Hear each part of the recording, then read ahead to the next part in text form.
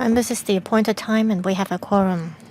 I call to order the meeting of the Bills Committee on Promotion of Recycling and Proper Disposal of Products Miscellaneous Amendments Bill 2025. Let me introduce the government representatives here today.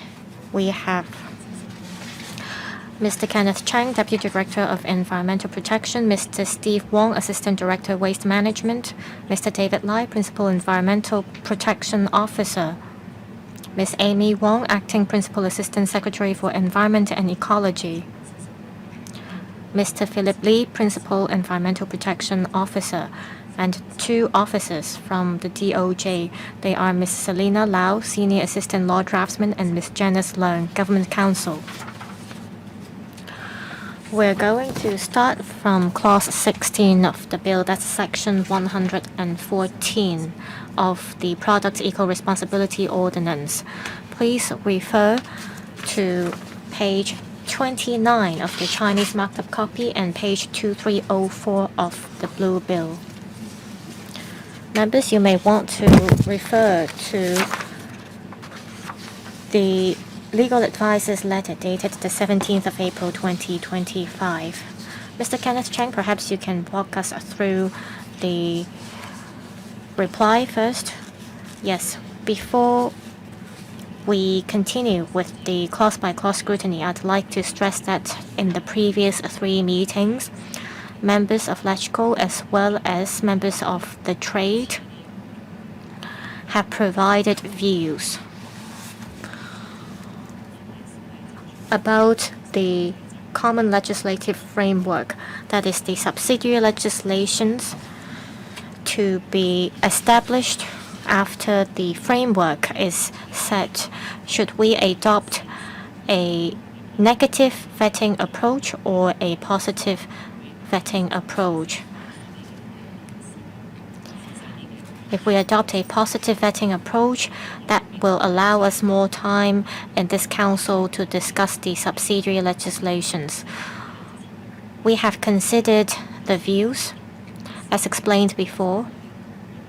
Even if we adopt the negative vetting approach, we have no intention to circumvent this council or reduce the time or power of this council to scrutinize the subsidiary legislations. It's just that we want to speed up the legislative exercise. We have carefully considered members' views as well as views offered by the trade. We agree that if we adopt the negative approach for the subsidiary legislations, or if we adopt the positive vetting approach, it will allow us more time to scrutinize each provision, and that will ensure that the proposal can be implemented smoothly. So the government takes on board members' views as well as views offered by the trade for each PRS.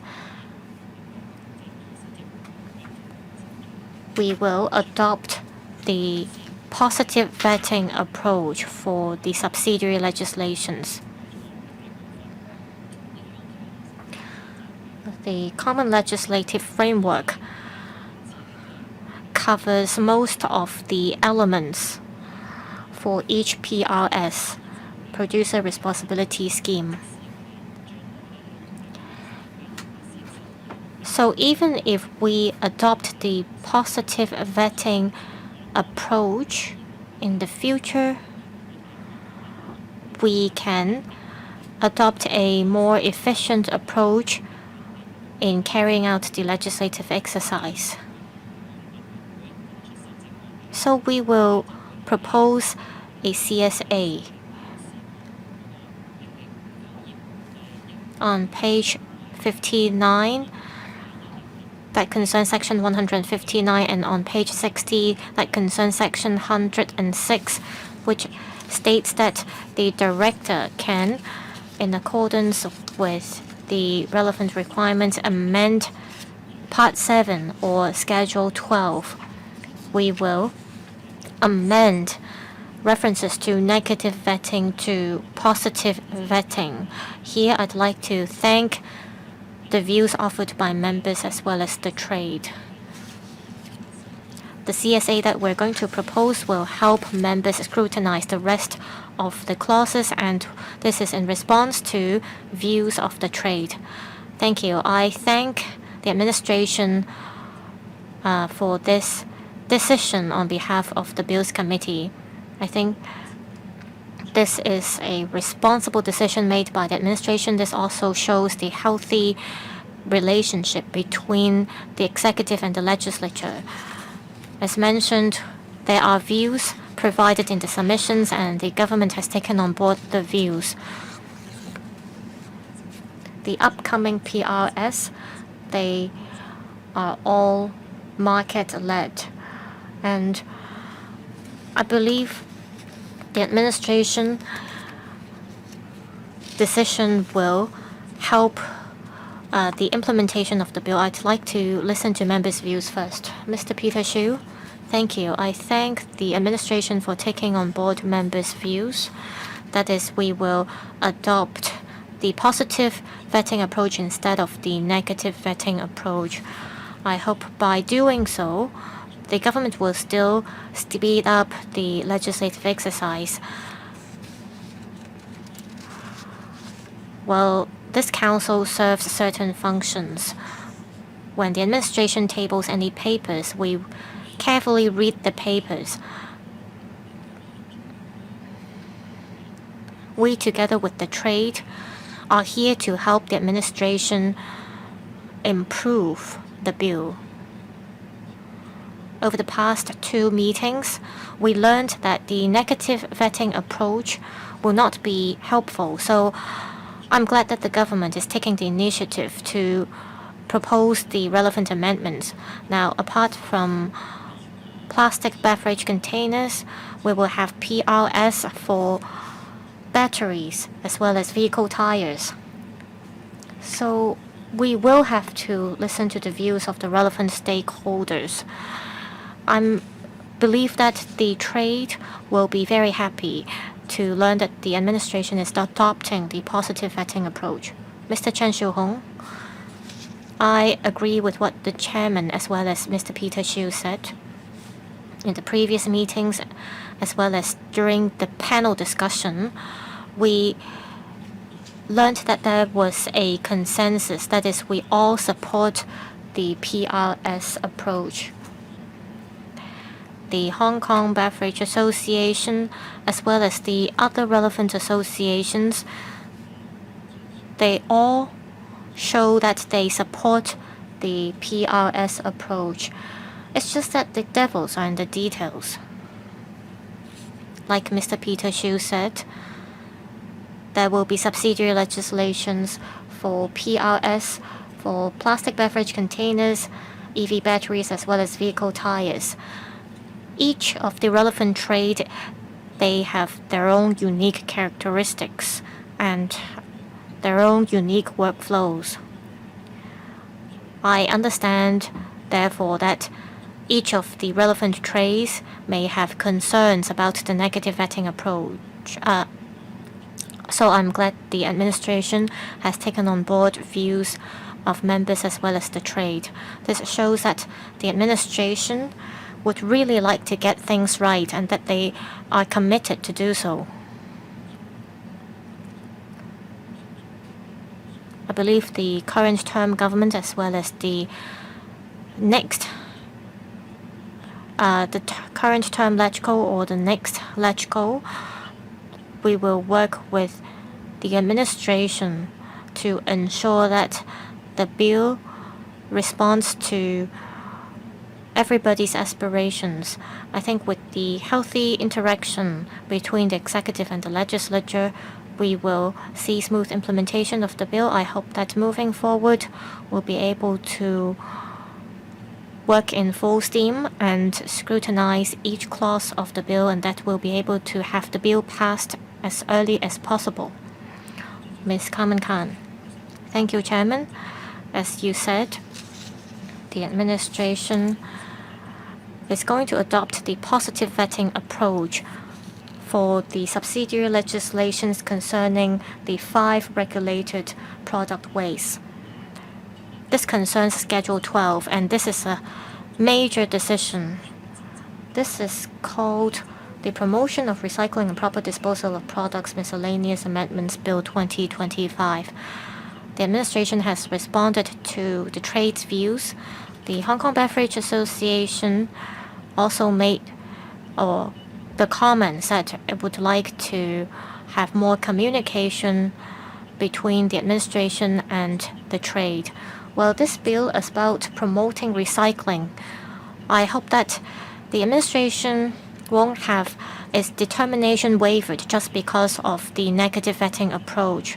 For example, the government has earlier suspended the municipal solid waste charging scheme.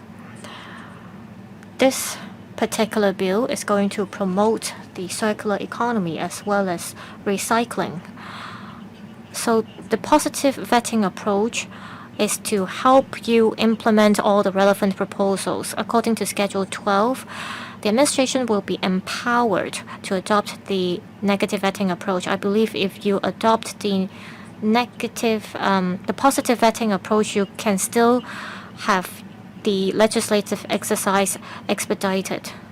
Now, according to Clause 15 of the Blue Bill, the original plastic shopping bags charging scheme will still adopt the negative vetting approach. Is that right?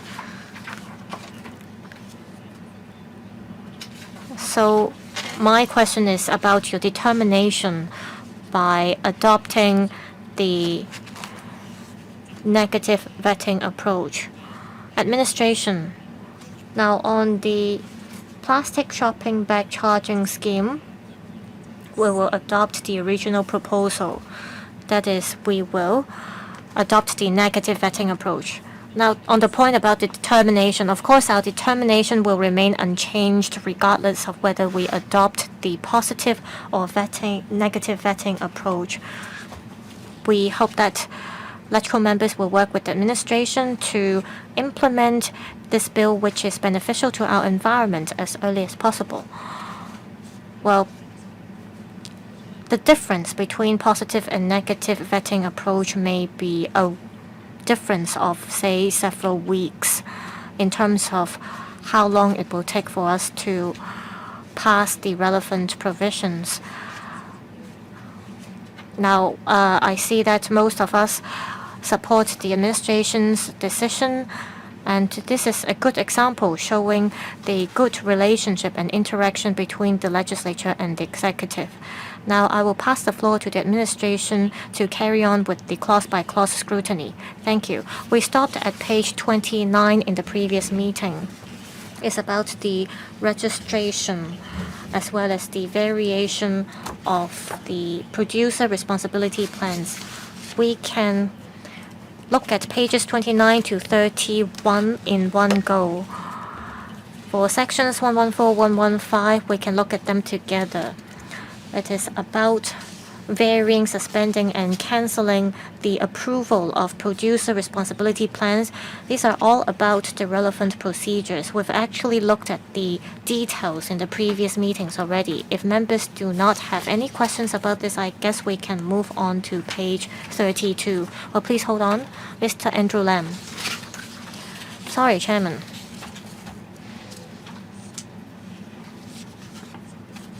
Before I talk about page 31 of the Chinese marked up copy, when I was looking at the papers, I found that page 22, section 106 bracket 3 of the English marked up copy, the last sentence. I'm not sure if it is a drafting issue. It says if there is a prescribed condition. If you say if there is a prescribed condition, I have no problems with that, but currently it is drafted in the way that it says there is prescribed a condition. Like Ms. Doreen Kong said, this is not the only instance where we have this kind of drafting. Yes, representatives from the DOJ. Chairman. It means if there is a prescribed condition. The way it is drafted now, it is grammatically okay. Well, is it weird? It says there is prescribed a condition versus there is prescribed a condition. I'm not sure whether this is grammatically correct, but this is very rare for legal drafting. DOJ, can you provide this with a more confirmed response? It's how we usually draft it, because the point here is about being prescribed. It is not necessary for us to have a prescribed conditions. It's said that if it is being prescribed in the Schedule 2, then it will be applicable. But if not, then subsection 3 will not be applicable. So the emphasis here is not about having or not having a prescribed condition. That is why it is presented in such a way. Mr. Andrew Lam.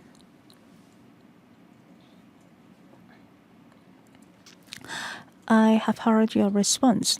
In terms of the grammatical structure in English, I believe that it is quite a peculiar structure. Representative from DOJ, I would like to supplement. It has been used before. Can you provide me with some reference materials? I can provide you with the reference right here. Maybe Steve can proceed first, legal advisor. Chair. Regarding part 4 about the PRS or the Producer Responsibility Plan, may I draw members' attention to part 4? Well, actually, there is no provision setting up a mechanism for the holder of the plan can apply for the renewal of such approval. That is to renew the plan. Regarding such arrangements, can the administration explain in details, under existing mechanism and your provision, why isn't there a renewal mechanism? Thank you, legal advisor. In our reply letter on the 28th of April, we have already explained. Well, in the approval of the Producer Responsibility Plan, we have a time period for 5 years. There we will have different operators and different producers.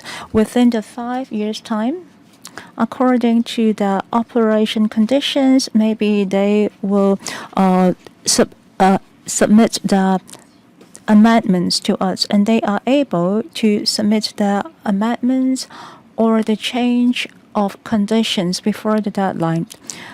So before 5 years is due, the EPD will remind them about the deadline and ask if there is any submission of renewal or revision. So this is the mechanism in place, but we want to be more flexible because we are adopting a market-led approach.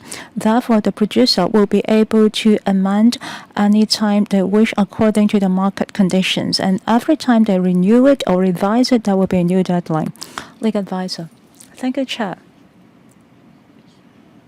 Given the response just now, you emphasize that you will remind the operator to submit the application. I would like to ask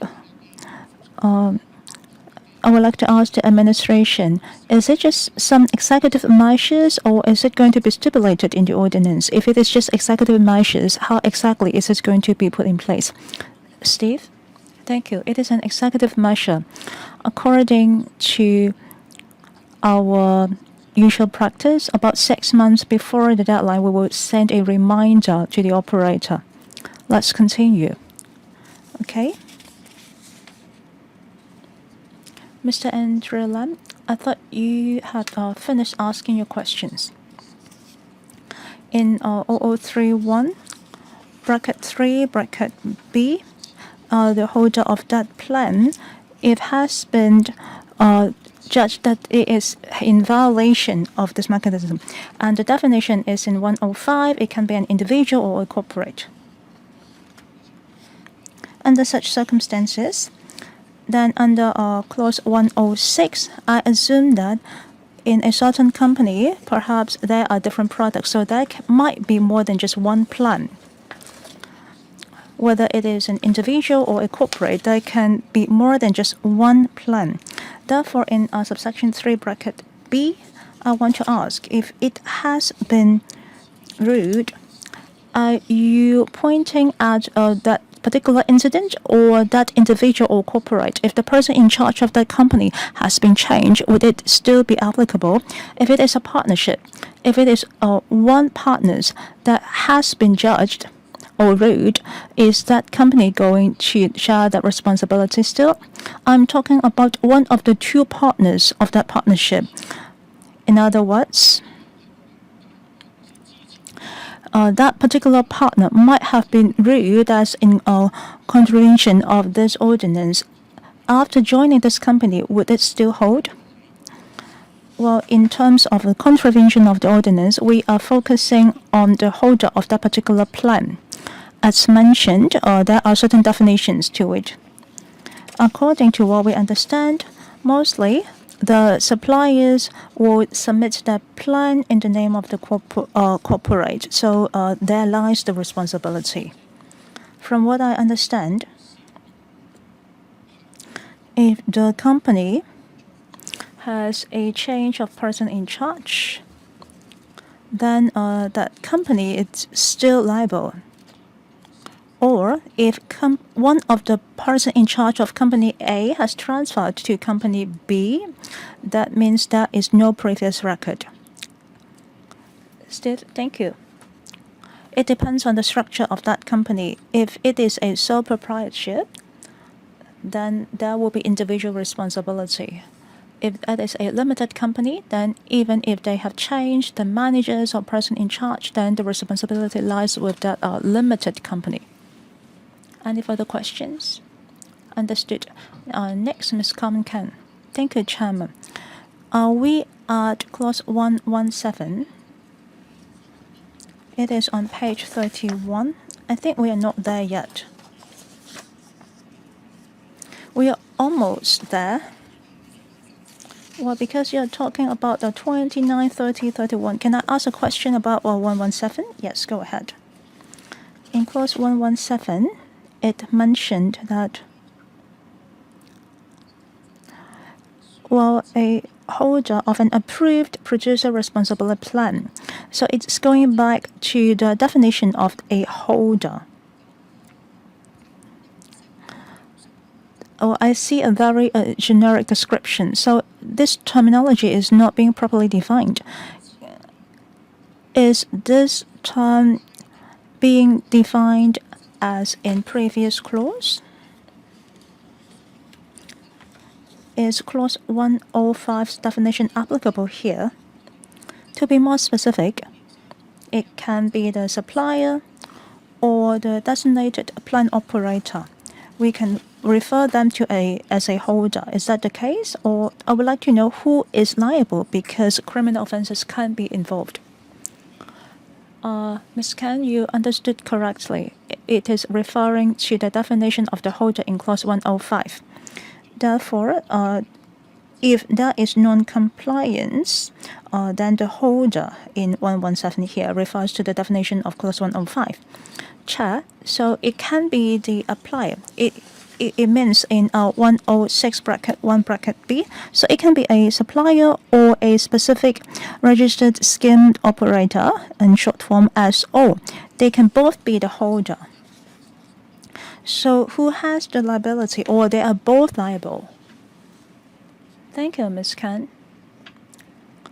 Well, as we have discussed at the panel of the environment and in the last BC meeting, they can do the recovery on themselves, or they can hire a registered scheme operator. If they're doing it on themselves, then that supply itself is liable. Or if they hired a scheme operator, then the liability will be taken up by the scheme operator. Therefore, the definition of the holder depends on the model of the recovery. If they are doing it themselves, then the supplier is liable. If they are hiring a SO, then the holder will be the SO. So that will be a joint and inseparable concept involved here. I don't think so. Yes, that is correct. Okay. This is a question asked by the legal advisor. A number of clauses here has mentioned about the offense and whether it is a strict liability of friends. Can you explain to the public here? Are you asking? I'm asking the administration. Is this a strict offense? In our reply letter on the 28th of April, we have already covered this. The legal advisor of the Legislative Council have asked a number of questions. I'm not going into details because there are several questions. We are sharing the principles here. Well, if it is a straight offense, the prosecutor do not have to prove the intent, and therefore, according to common law, the defense of being honest and true will be applicable. There are a number of considerations. First of all, the offense here is regulatory in nature, and it also involves different technical requirements of producer responsibility scheme. Second, there are no severe penalty. It is mainly on level 5 and 6 fines. And also, the defendant needs to prove the facts. It is something that is only known to him. And that is also a responsibility. It has to prove that the defendant is in violation of the previous ordinance or such misconception without reasonable defense. We can really, according to previous case law and the relevant regulations in the basic law, we have already covered in our letter. Well, the legal advisor also asked about 129 and 131. We have taken reference to previous case law. In 129, 131, and 137, reasonable defense is according to the common law region. Actually, the scope involved here is broader. So if it is coexist with common law, then it will not be compatible. Upon this foundation, if they are being ruled as in violation of 129, 131, and 147, they cannot use that common law defense as a sensible reason. Therefore, in terms of the responsibility of proof, there are differences because they are of different nature. For the prior one, because the penalty is not that severe, and it also needs to lies according to the defense under common law. See if the representative from DOJ have anything to add. I would like to supplement. Well, for a statutory defense, then we'll have the evidential burden. It has been stipulated in other ordinances as well. Next, Ms. Lillian Kwok. Thank you, Chairman. I have some clarifications questions according to the response of the administration. Well, you are talking about the company, and that is no joint responsibility on behalf of the owner of the company. Is that correct? In 119, you have mentioned the people who have been ruled as it's convicted of an offense. And here you talk about the holder, which is either the supplier or the OS. Then in clause 119, are you talking about the holder of the supplier or the scheme operator? In 119, is it implying some joint responsibility by third persons? Who are you referring to? Thank you, Chair, and thank you for the question of Ms. Lillian Kwok. In different division, we have covered different aspects of registration, including the suppliers or the registered scheme operators. And under the registration terms of different division, there are related penalty. If the supplier has been convicted of an offense, there will be certain liability. If the SO is convicted of certain offense, then a certain penalty will apply. Therefore, it is very clear. You just refer to different divisions because there are different targets in different division. Once convicted, the conviction lies with the court's ruling. For example, if the court has convicted the supplier of certain offense, then it is a supplier who needs to be liable. If it is the scheme operator that is being convicted by court, then the scheme operator needs to be liable. Chairman, I'd like to make myself clearer. So when you say the person here, you may be referring to a company, is that right? Assistant Director. Say it is a sole proprietor. The company or the sole proprietor wants to be registered as a scheme operator, then the company will be made liable. Say it is a company limited, then the company limited will be made liable. It really depends on the company structure. But in the provision, we refer it as the person. Ms. Doreen Kong, I have questions about Section 117. I'm looking at the laws in Australia that was just passed in April. It's called Product Life Cycle Responsibility Act 2025. On Section 117, I have a question. I'm looking at the recent act passed in Australia. I don't know if we have taken this into consideration when we draft the law. I'd like an explanation from the DOJ.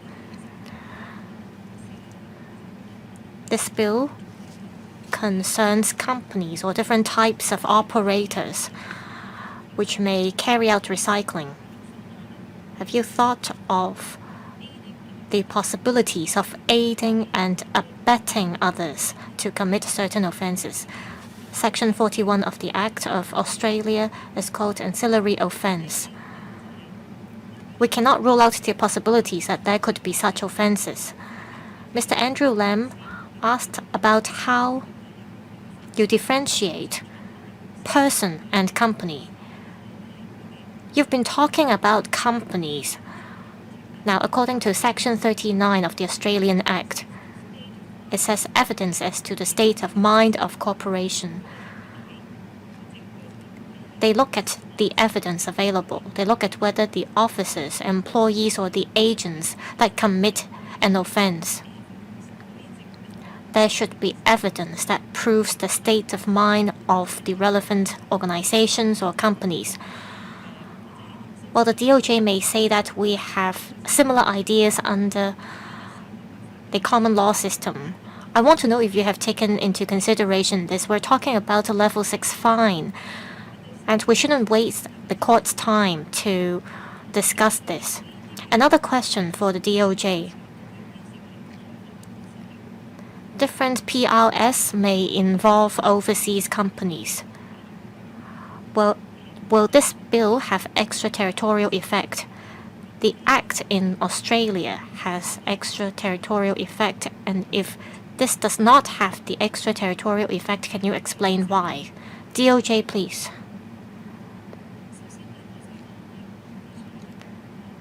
I hope I remember all your questions correctly. On aiding and abetting others. According to our Criminal Procedures Ordinance, anyone who aids or abets someone to commit an offense, that person will be deemed as having committed the same offense. This is under Cap 221. Now, on the point about companies.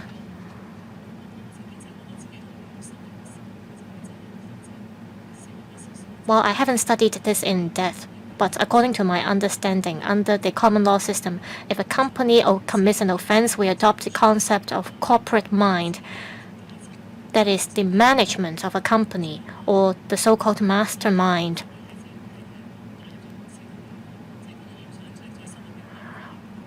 will have to look at the state of mind of the management. I'll have to consult the prosecution division to give you a more elaborate answer. Now, thirdly, this bill does not have extraterritorial effect. For offenses committed overseas, this bill may not apply. Anything to be added by the Assistant Director? Chairman, I have one point to add. I'm not saying the act in Australia is the best, but I think it has its reference value. Will the DOJ study this? You cited Cap 221 and you talked about the common law system. We want this primary legislation to be good. Would it be better to set it out clearly under this bill about the offenses so that it will be easier for the administration to enforce the law in future? Yeah, please think about it in the future after the meeting. Mr. Andrew Lam, I'd like to follow up on the reply made by the DOJ.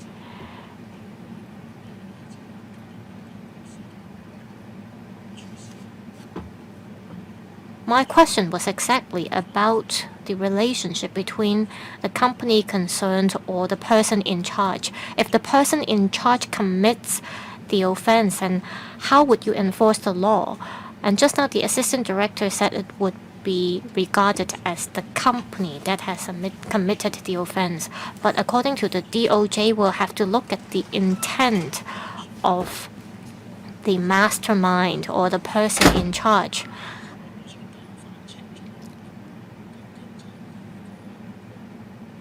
I just want you to clarify this. Say the person in charge of a company aids or abets others to commit an offense, and he is convicted because of this. Will this affect the company's submission of producer responsibility plans in the future? We have to clarify this. Representatives from the DOJ? Well, let me make myself clearer.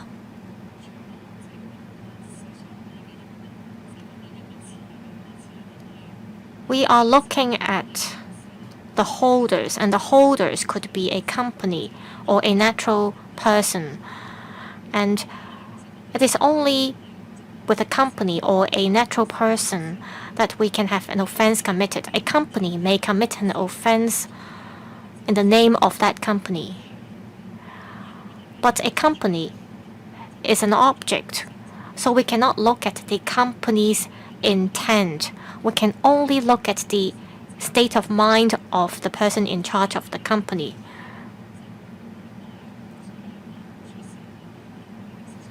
But for this provision, we do not look at the intent. So this provision does not apply when we talk about the intent.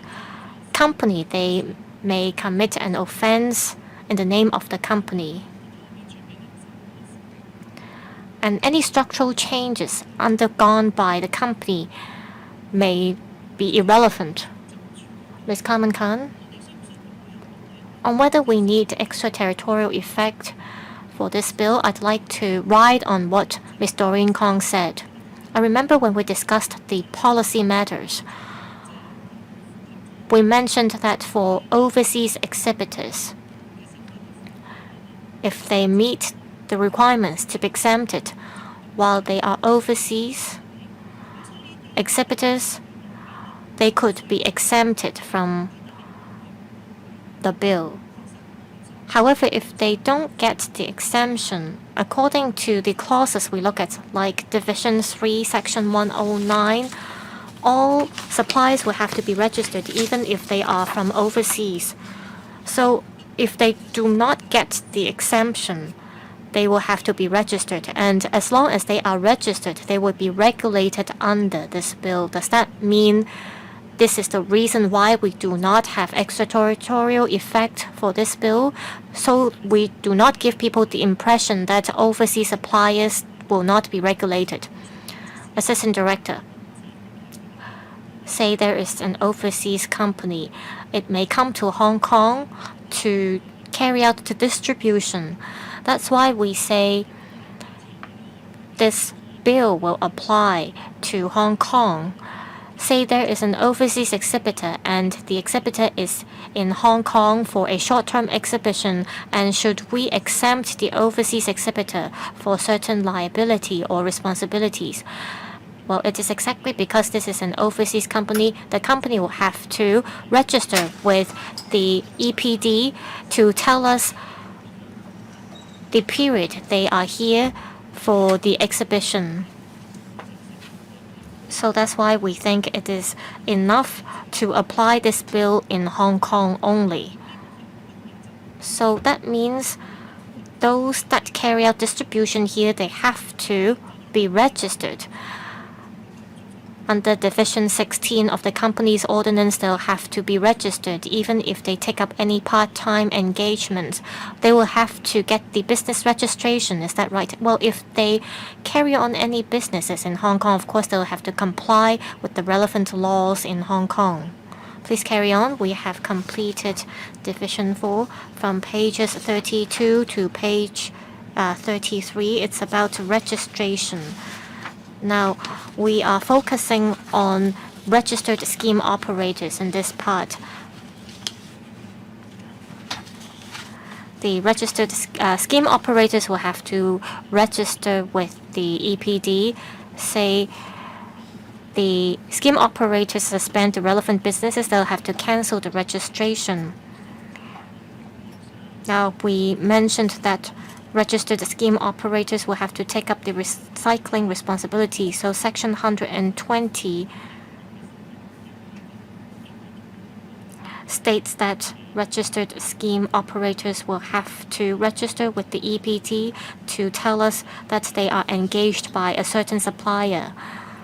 Say, for some reasons, the registered scheme operators no longer work for the supplier, they'll have to cancel the registration with the EPD. So this part of the bill is about the need for scheme operators to register with the EPD, and in the event that a scheme operator is engaged by a registered supplier, they'll also have to obtain the registration from the EPD. Ms. Doreen Kong, I'd like to ask about Section 121.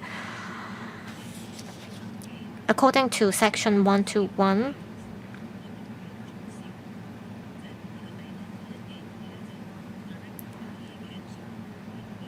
the director can cancel the registration of engagement of registered scheme operators under certain circumstances.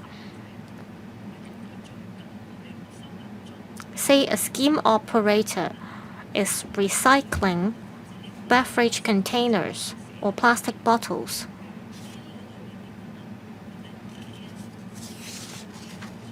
Take bracket A as an example. If the operator ceases to be registered as a registered scheme operator, how can the operator carry on with the recycling work? Assistant Director. Well, we have this section dedicated to cancellation of registration. Let's look at bracket 1. It says that if person A, that scheme operator, or person B, the registered supplier, and person A is engaged by person B to recover Schedule 12 products, for example, plastic bottles, then they will have to obtain the registration from the EPD. Say, for example, the supplier stops engaging the scheme operator, then bracket 2 will apply. That is, registration will have to be cancelled. Bracket A, person A ceases to be registered as a registered scheme operator of the type of Schedule 12 product. What does that mean? It means that the scheme operator could, because of the supplier could be because of price or the service quality, stop engaging the scheme operator. Then the supplier will have to do the recycling work itself, or the supplier may engage person B to carry out the recycling work. So the recycling cannot be suspended. It's just that it will have to engage another scheme operator to carry out the work. Say the supplier engages person B to do the recycling, then it will have to, in accordance with Section 120, notify the EPD about this by obtaining the registration. Let's look at Section 121, bracket B. It says person B, that's the supplier, ceases to be registered as a registered supplier of the type of Schedule 12 product. What does that mean? It means the supplier may terminate the relevant business as it stops selling the relevant beverage products. Then it will stop engaging the scheme operator. Then the supplier will have to notify the EPD about this. And bracket C, it says the director is satisfied that person A has ceased to be so engaged by person B. Then it will have to cancel the registration. That's bracket D. Chairman, I have a quick question. I want to ask about the practical procedures. I'm not asking you to explain the clause to me. If there is a certain person who is a scheme operator, after being cancelled, can that particular scheme operator be able to do the recycling? Maybe I put it this way. Before the suspension of the hire, then he has to take care of all the responsibility and the required amount. If he has engaged as a registered scheme operator B, then starting from that date, he needs to shoulder the responsibility. And theoretically speaking, the supplier has to make it seamless because according to the ordinance, if the supplier is doing on their own, he has to be responsible and it cannot be stopped. If he is hiring a scheme operator, then the supplier needs to take care of the connection and transition of the two different contracts. They have to do the calculations according to the dates and the amount of recycling. I hope that in practice in the future you need to pay attention to the transition. Because when you approve certain registration, if there is a transition, then you can not just casually cancel the old one.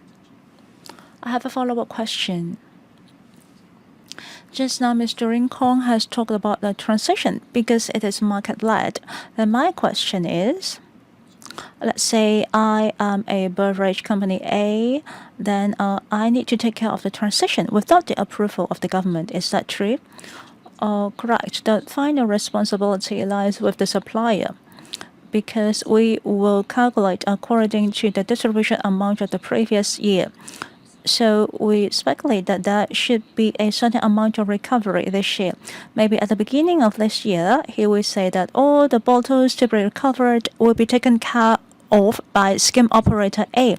However, after 3 months, the supplier is no longer hiring scheme operator A. Then it needs to be reported to us. And before the suspension of the contract with scheme operator A, X number of bottles have been recovered. There are remaining amount. The supplier can do them on his own, or he can hire scheme operator B. By the end of the year, he has to be able to fulfill the requirement, no matter how it is being done. Ms. Carmen Khan? Well, given the previous discussion, I understand that there are certain conditions that need to be put in place in the subsidiary ordinance because it has only talked about cancellation here. If you take a reference to 118 bracket 2, it says that when you register, actually you can actually impose certain condition or term that.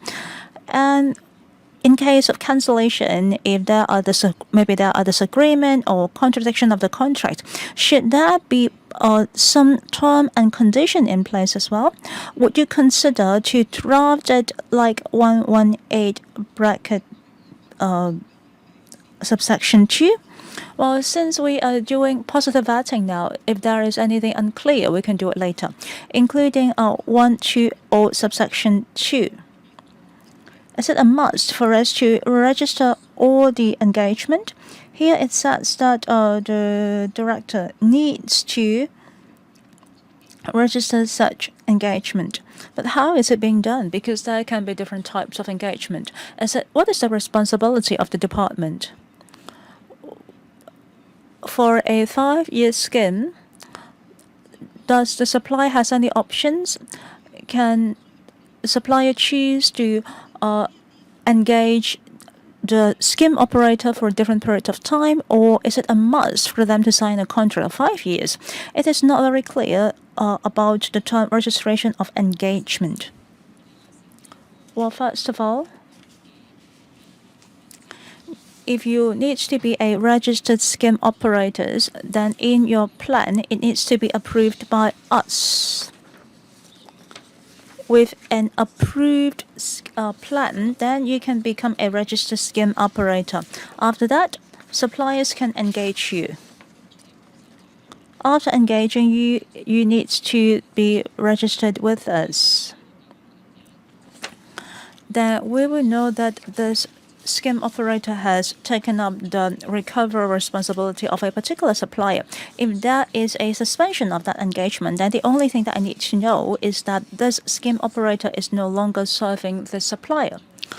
Then I will not do the calculations with this scheme operators. So there is no terms or conditions that needs to be applied to them. Well, because the supplier needs to explain to us after the suspension of certain engagement. They need to explain to us. They need to take the initiative. Therefore, I don't need to impose any conditions or term there. I just need to be informed. Chair, these are the details that need to be materialized. Well, as the beginning, you have also asked about the scheme of a 5-year term, or no less than 5 years. Does it mean that the supplier can only engage one scheme operator? Can there be a trial period or not? Well, because the scheme lasts for 5 years, is it a must for them to be engaged for 5 years? You said that you just need to be informed, but the trade are those who need to execute it, because this is a market-led approach. Do you take care of all the details, or you just need to have a registrar? And in the registrar, you will have all the engagement conditions and contracts there. Is that it? Well, this is a registration scheme. So the target is the supplier. Maybe the supplier can engage anyone to fulfill the target. And the EPD will only look at the fulfillment of the numbers and the registration. Is that what we need to do, Assistant Director? Yes, correct.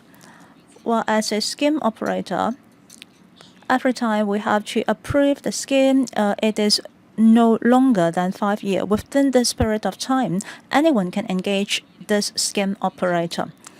And certainly, the engagement cannot exceed the approved time period. Let's say I'm engaging this company for 3 years, then it will be registered with us that all the bottles of the supplier will be recovered by this particular SO. After the first year, if the supplier tells us that I have disengaged this SO, then we will cancel this as SOA. So the supplier needs to tell me if they're going to do the recovery on their own or have they engaged SOB. I have a follow-up question. If they have suspended their cooperation, then there will not be any further liability. Is it clear, Assistant Director? If you no longer engage a scheme operator, then the liability will immediately be with the supplier. Mr. Chen Su-hong. Thank you, Chairman. We have already covered the major clauses of the ordinance. A number of members show concerns about a certain issue. Perhaps this is a common concern of the general public as well as the producers. Most importantly, they need to know what can they do so that they will be in compliance with this ordinance, or they just want to know how can they prevent being penalized because they did not do certain things. Therefore, in the future, there needs to be more communications. Perhaps the government needs to prepare some guidelines. According to what I understand, in this scheme, the government has set a recovery target of 30%. Let's say there is a producer who produces beverages containers, then they need to fulfill the target of 30% in that particular year or in the coming 5 years. They can choose to do it on their own, then they will have full liability. Well, according to the conditions that we have looked into, they need to fulfill different terms so that they can be registered. They can also hire a third party. In any case,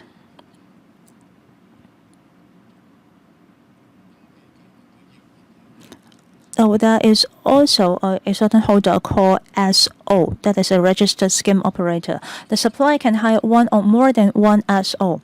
But for the government, as long as they have approved the scheme, or if they have stipulated whether they are hiring one or more than one operators, and they are all qualified SO. It can be one or more than one. But when you approve the scheme, you will evaluate according to the submission. You will evaluate to see if they can recover 30% of the bottles. If one particular scheme operators has disengaged the supplier for certain reasons, well, before the suspension of the engagement, there will be audits. If 30% is not being fulfilled, there will be a penalty because the scheme has been approved. And you also allow them to hire a SO. If they cannot fulfill the 30% target, then you are going to penalize the scheme operators, not the supplier or the producers. I think it needs to be clarified because the producer or the manufacturer has that scheme approved, and they also stipulated that they are going to engage one or more than one SO so that the liability can be transferred. If the target cannot be met, then it is the SO that will be penalized. I hope that this concept is clear to everybody. I just want to confirm if my understanding is correct. Let's say within 1 year, if the first scheme operators is disengaged from the supplier or the manufacturer, and you also cancel the registration, then the liability of the 30% will be with the manufacturer, not the scheme operators, because it is no longer engaged. If possible, the manufacturer should immediately hire a third party, or they have to do it on their own, so that by the end of that year, the target of 30% is fulfilled. Maybe they can pay more to the third party. Perhaps the previous scheme operators is way behind than the schedule. Perhaps they have to increase the cost and pay them more. That is one scenario. I just want to see if my understanding is correct. If that is the case, then my scenario should have clarified all the questions that my colleagues have asked. But as you can see, it took me several minutes to explain. It would be better if you can prepare a workflow for the purpose of understanding. It is not just for the sake of this council. It is also helping the general public and the trade to understand you better. Assistant Director, perhaps you can clarify about the liability. Thank you, Mr. Chen. Your understanding is correct. Your comment about having a workflow is noted. We will consider it when we do publicity. Let's continue. Let's move on to Division 6, that is 0034 to 0038. The this part is easy to understand because we made reference to the returns requirement concerning glass beverage containers as well as electronic waste and electrical equipment. Section 122 states that a registered supplier must, in accordance with the individual product regulation, submit to the director a return on the quantity of Schedule 12 products of the type distributed or consumed by the supplier. Now, there are returns reports to be made.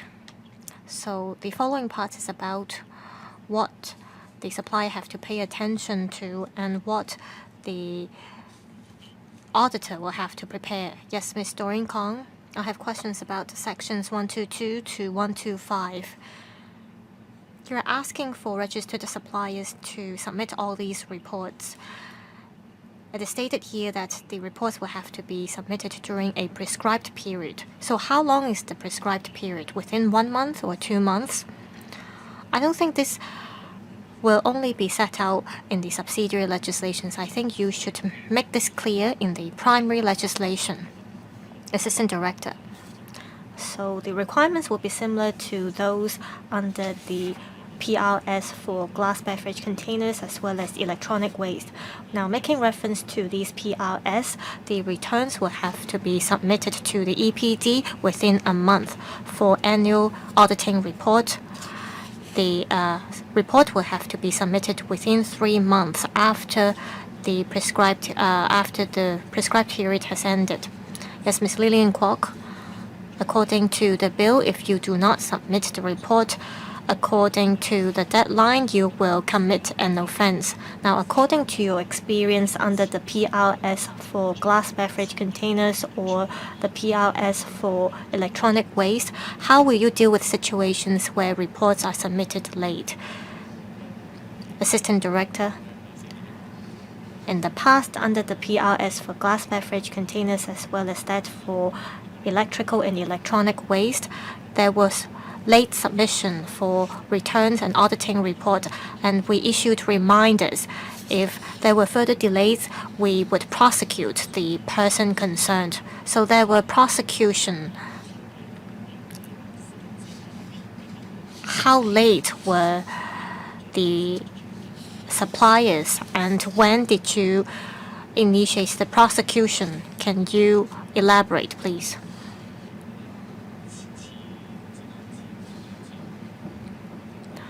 We usually issue 1 to 2 reminders. If still after the reminders the report was not submitted, we would initiate prosecution.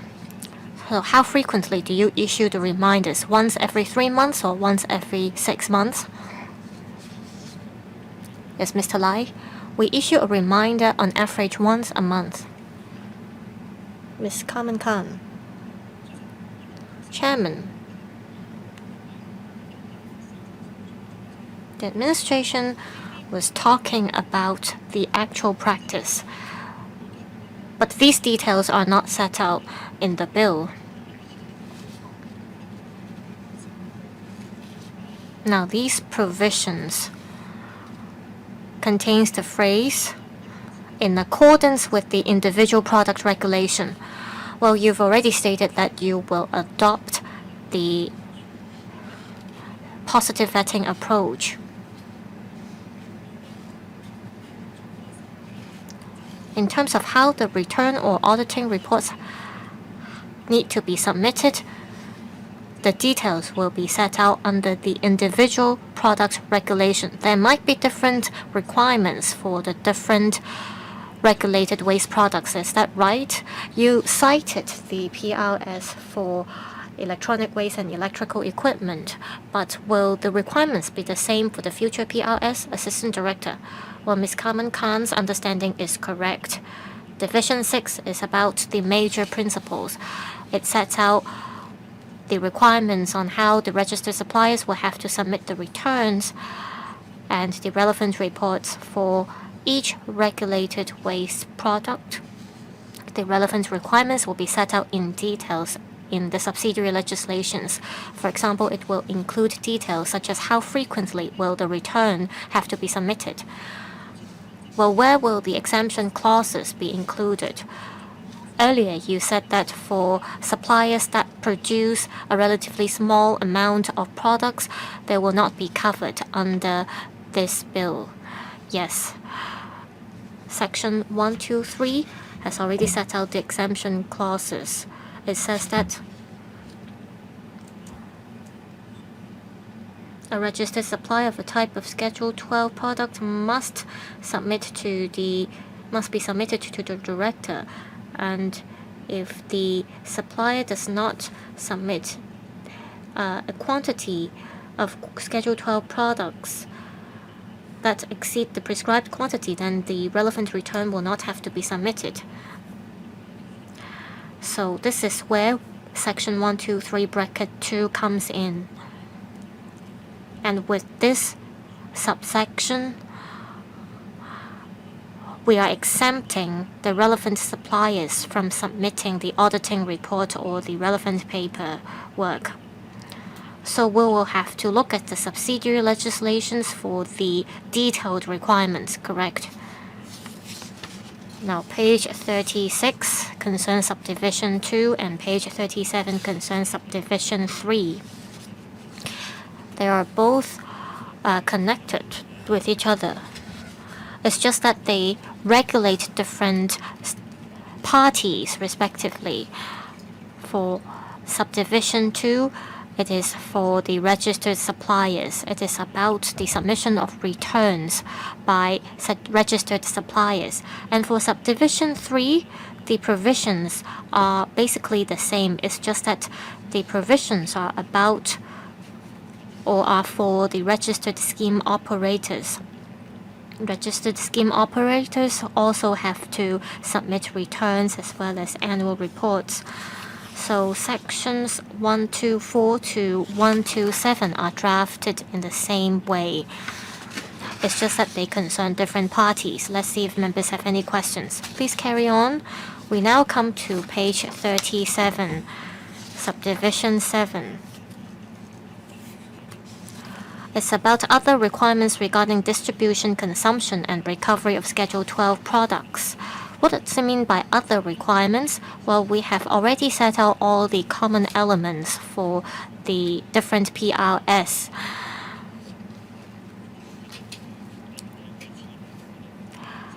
Take subdivision 2 as an example. It's about registration and labeling of products. It applies to plastic beverage containers as well as beverage cartons. For section 130, registration of Schedule 12 products. As mentioned, the suppliers of the 5 regulated waste products will have to register with the EPD. And Section 131 concerns offense relating to use of prescribed logo. Section 132 concerns retailers. As mentioned, retailers, when they distribute their products, they'll have to distribute products with the relevant logos and labels. Please hold on, Mr. Andrew Lam.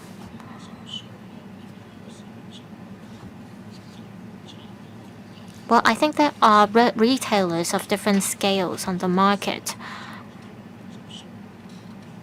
It says here that if the retailer knows or reasonably ought to know,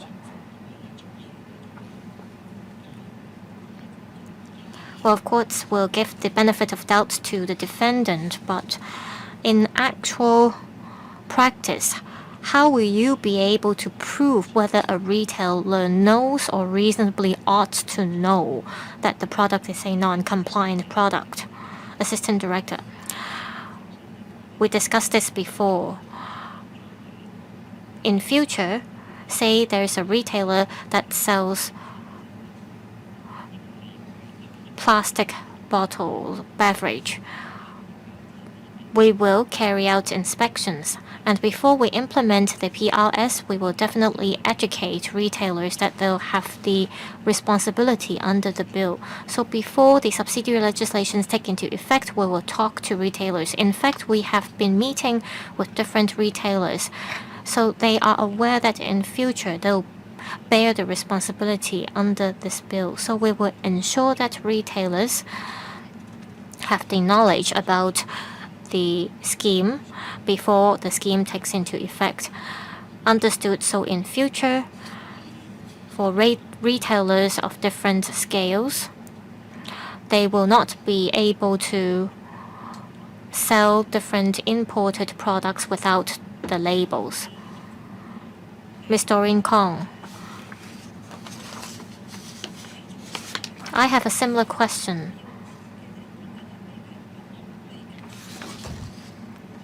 What does it mean by non-compliant product?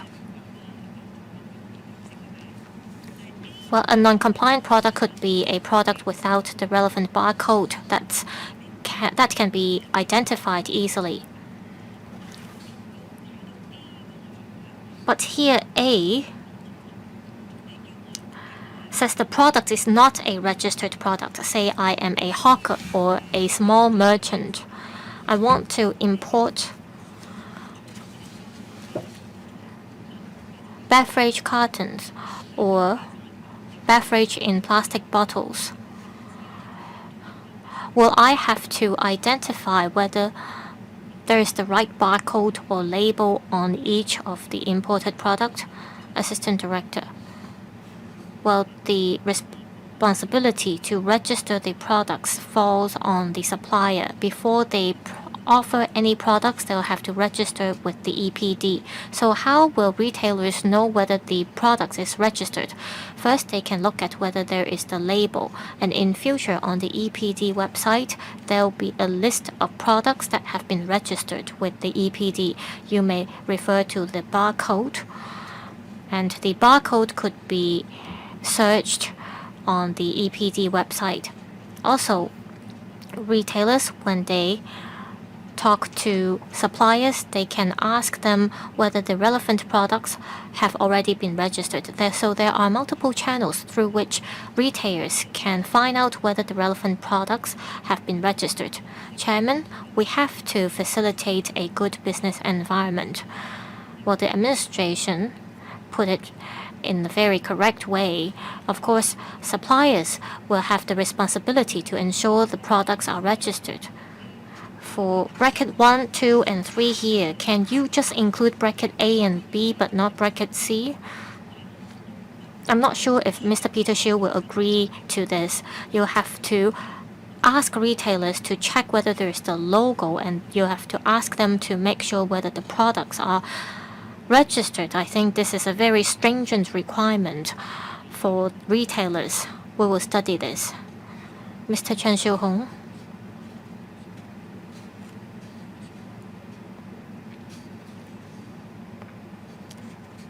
Now we understand the principle behind Section 132.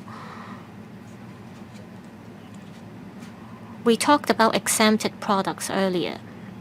For example, the quantity of certain products does not exceed the prescribed quantity, then they could be exempted. Say a retailer,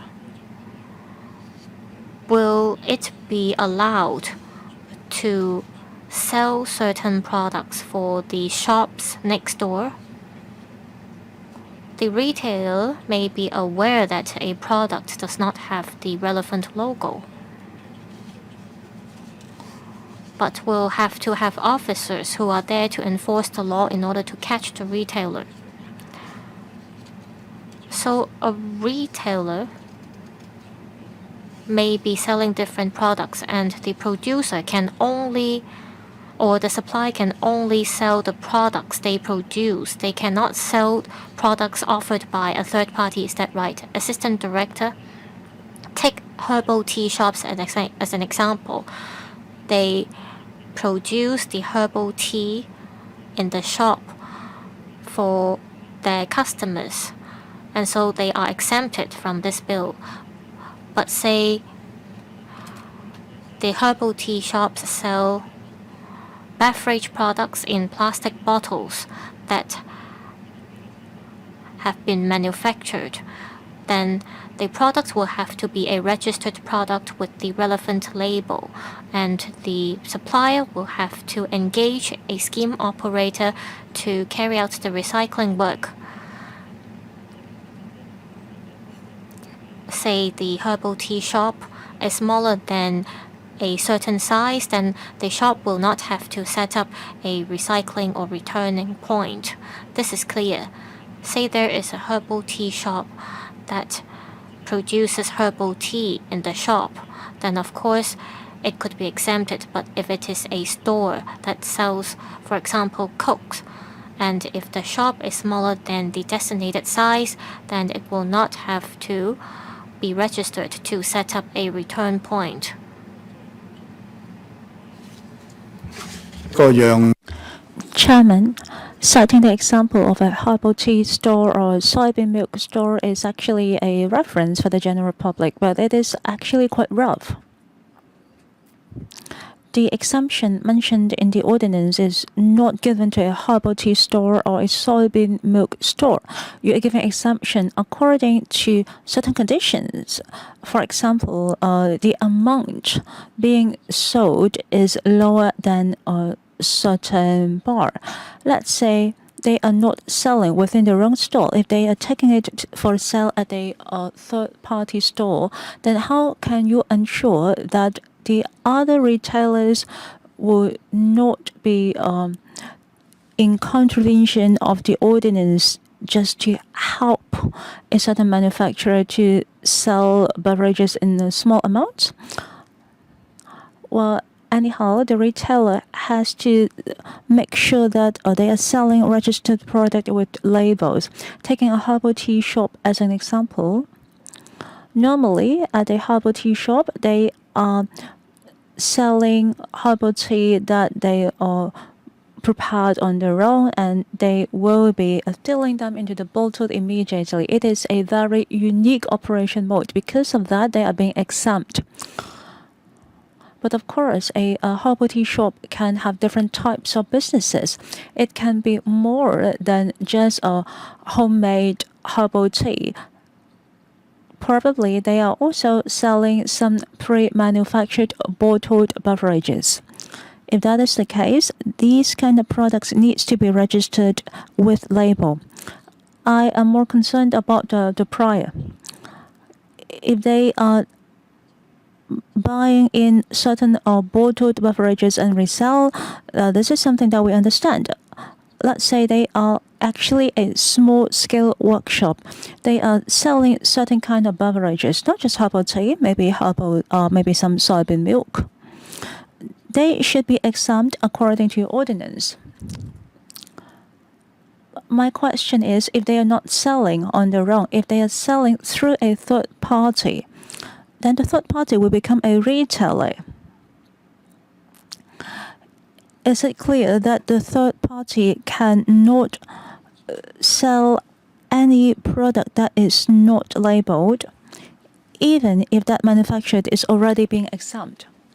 Assistant Director, if that product is already exempt, then no matter where it is being sold, it will be exempt. That is the answer that I'm looking for. If that particular product is being exempt, then no matter where you're going to sell it, it will always be exempt. The location of sales is not a key point.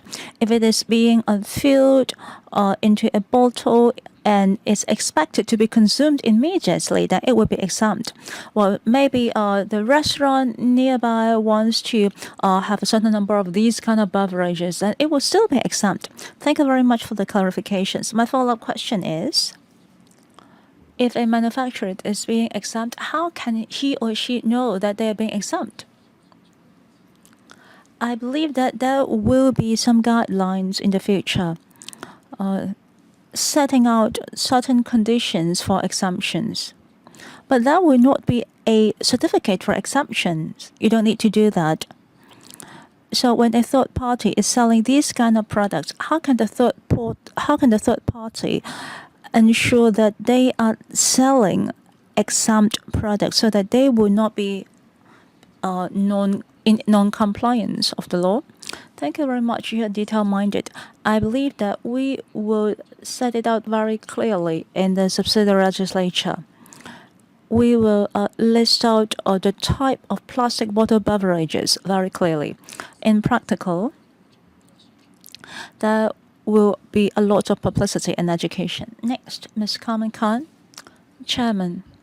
I want to ask about Clause 129, subsection 1A, B, and C. The three conditions are very important because it determines whether or not that product is fulfilling the requirement. Because in 132, any products that is non-compliant, well, if there are extra conditions approved by the director, then it will not be considered as non-compliant product, and it is being set out in 132 subsection 3.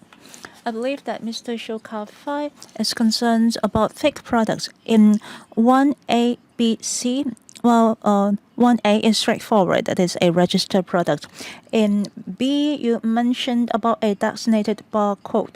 As for the logo, you said it is a prescribed logo. Are there any special meanings? In Schedule 12, is it the same kind of barcode and prescribed logo as shown in your previous PowerPoint slide? There isn't any information about the product. It is only for the general public to identify certain product. The retailer will also be able to understand what are the kind of product that they can put on their shelves, that is with a prescribed logo. As for designated barcode, it needs to carry certain information so that in the future you will be able to see whether or not the manufacturer or the SO has fulfilled the target. Are there any differences between the two? In Clause 129, it is applicable to the PRS for plastic beverage containers and beverage cartons. It is because the trade would like to have a simpler design of a logo so that it will be easy for them to print on the existing label. It is for the public to identify that such product is registered under this scheme. As for 129 subsection 1 bracket B, designated barcode.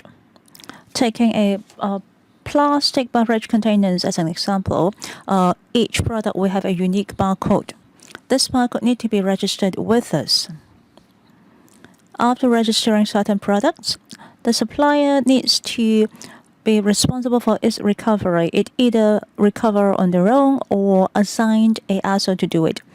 Therefore, even if they are using a recovery bottle machine, they need to scan this barcode in order to have rebates. The word designated is to explain that each product will have its barcode. As for prescribed logo, in the upcoming subsidiary legislature, you will be able to see a logo DR. That is the design of that logo. Thank you. Mr. Shukafai? Thank you, Chairman. It can be a beverage carton or be a plastic beverage containers. If there is a identifiable logo, then the retailer will be able to know if it is being registered in the scheme. As for the barcode, since it is unique, if you place a barcode there, I believe that it is a barcode, not a QR code, correct? All right, my question is, we do have a labeling ordinance in place. As we import product, we have to set out certain description of the ingredients to prevent allergies. But there is also exemption.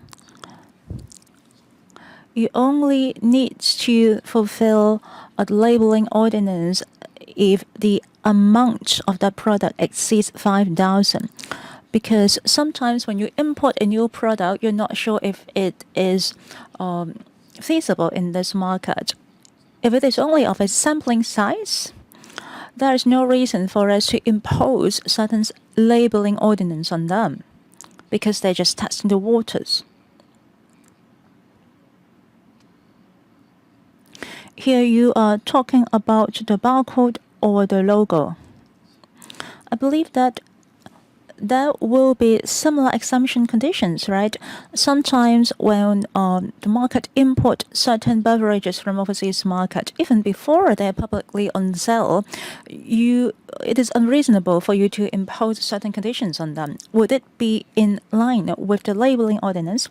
Thank you for your question.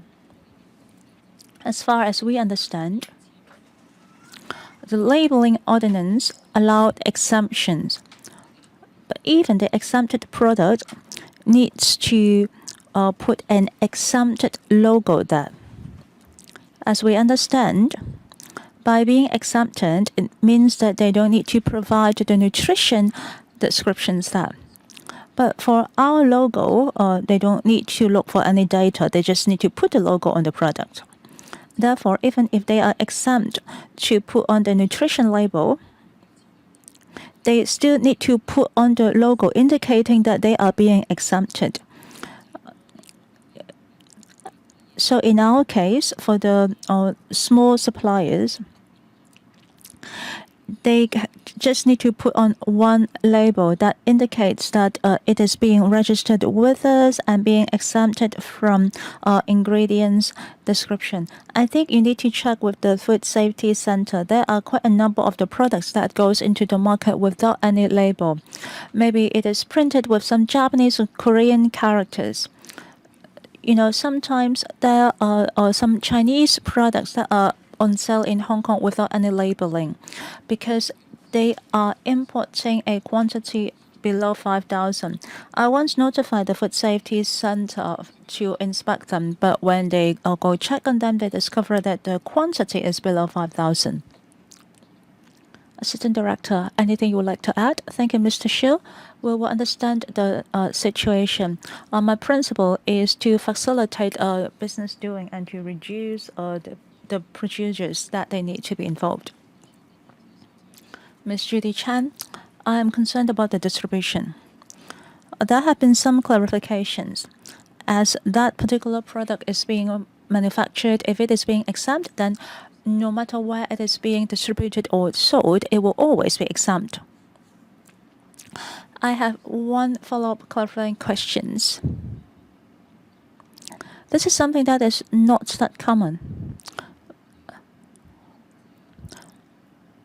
But there are already some shops who are selling products without packaging. They will provide certain containers like bottles or bowls so that you can purchase however amount that you need. This kind of shop is selling in such a way in order to be eco-friendly. Well, the previous example that you were citing is the products that are being produced within the store. But you can imagine that store is selling product in a big bucket. And then when people come to purchase it, they will come with their own containers. Is that store providing containers or the consumers will bring their own containers? It works both ways. Assistant Director. Thank you, Ms. Judy Chan. In the market, some members of the public can purchase certain beverages with some recycling container. This is actually eco-friendly, so it will not be regulated under our ordinance. Let's say the consumer is not bringing their own bottle. They are just taking a bottle from the store for beverages. Is that particular bottle being exempt? Is it being produced on the spot? No, it is not being manufactured at the store. It is a bottle that is being filled on the spot. we will set it out in the subsidiary legislature and we will consult the trade.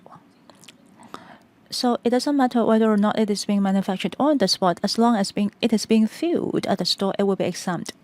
Correct. You may continue. I just want to remind you, I think you have skipped clause 128. It is not long, but for our record's sake, perhaps you should mention clause 128. All right, clause 128. It concerns division 7. Since this division 7 is about other requirements, under the common legislature framework has covered as much as we can. The reason why we have division 7, because there are certain clauses that needs to be included in the main legislature instead of the subsidiary legislature. So in clause 128, we mentioned that in column 3 of Schedule 12, we would mention that these kind of provisions are being applicable to certain products. And that's why in clause 129, it will be applicable to the beverage cartons and plastic beverage bottles. So the next subdivision. 0041 Pages 41 to 45. They're about recovery targets. Sections 133 to 136 are about recovery targets. Take the 5 regulated waste products as an example. They will each have a recovery target, and the recovery target will be set out in the subsidiary legislations. So Section 133 states that there will be a prescribed distribution period. Take plastic beverage containers as an example. There will be a prescribed distribution period, and the way of calculation will be set out. We will look at the prescribed recovery period or distribution period by calendar year. So the target will be looked at in each calendar year.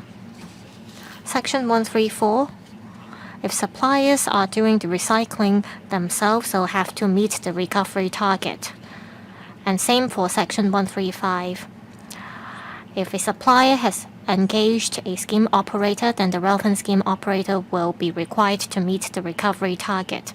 Now, Section 136 is about the penalty if the recovery target is not met. A fine will have to be paid if the recovery target is not met.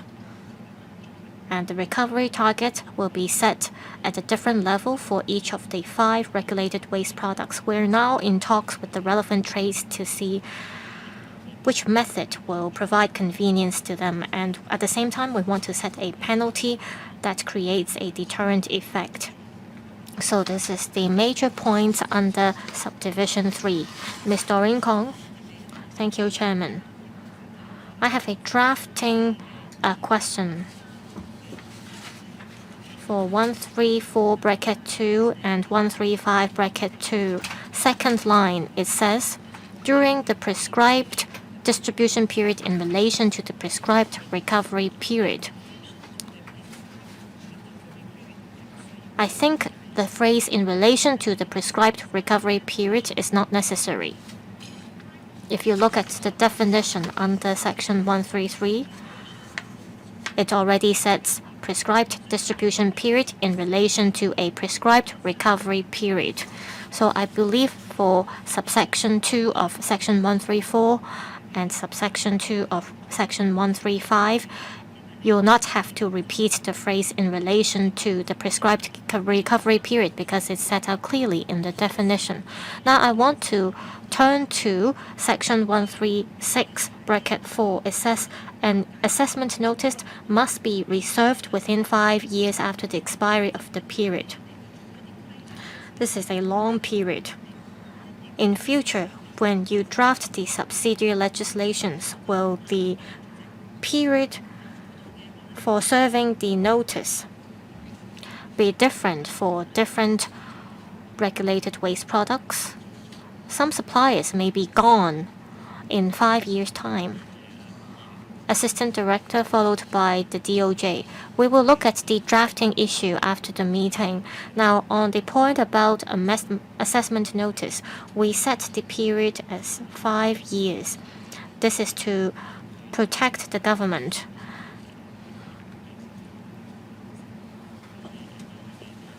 We can trace any relevant suppliers within 5 years' time by including this provision. Of course, we can look at whether 5 years is a reasonable period. Ms. Carmen Khan, I have a question about Section 133.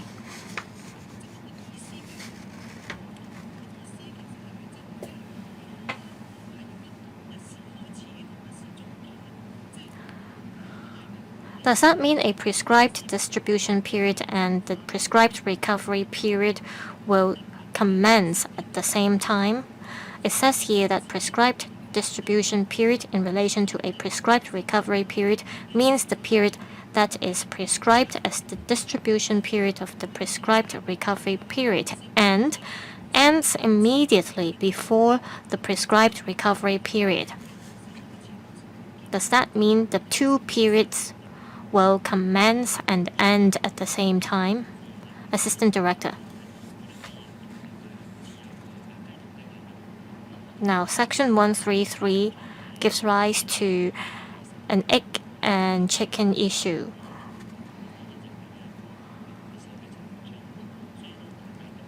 For the first year, of course, there won't be a prescribed recovery period. So there will only be the prescribed distribution period for the first year. Now, 2 years into the launch of the scheme, there will be a prescribed recovery period. Now, after the end of the first prescribed distribution period, there will be the prescribed recovery period during which the supplier will have to recycle or recover a certain amount of plastic beverage containers. Now, according to the English version, it says prescribed distribution period in relation to prescribed recovery period. This is because after the distribution, there needs to be recycling. And after the prescribed recovery period, another cycle of prescribed distribution will commence. That means the cycle will continue this way. And recovery or recycling work will be done after the end of a prescribed distribution period. Sorry, Chairman, just by looking at the words here, I do not quite understand what is said by the Assistant Director. Can you provide a timeline to illustrate what you mean by a prescribed distribution period? For each product or for each supplier, during the first year, there is the prescribed distribution period. So during the first year into the scheme, there will not be a prescribed recovery period.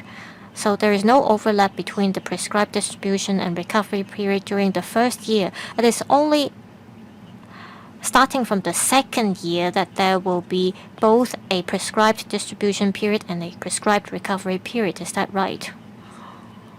Ms. Lau? Yes, Ms. Carmen Khan got it right.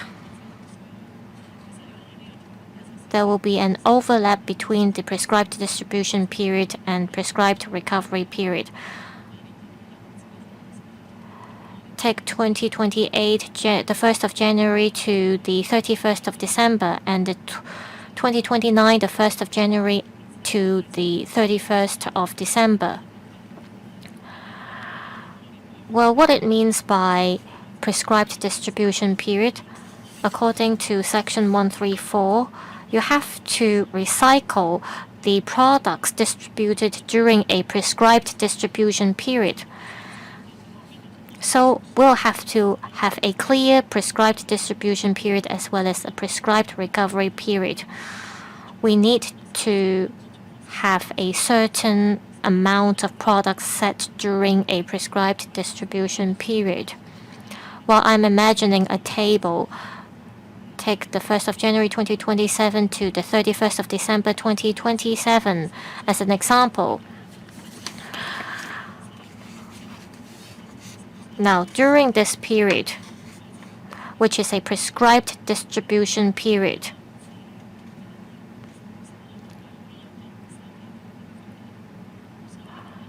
For the year preceding the period, that is the 1st of January 2026 to the 31st of December 2026, there will be a prescribed recovery period.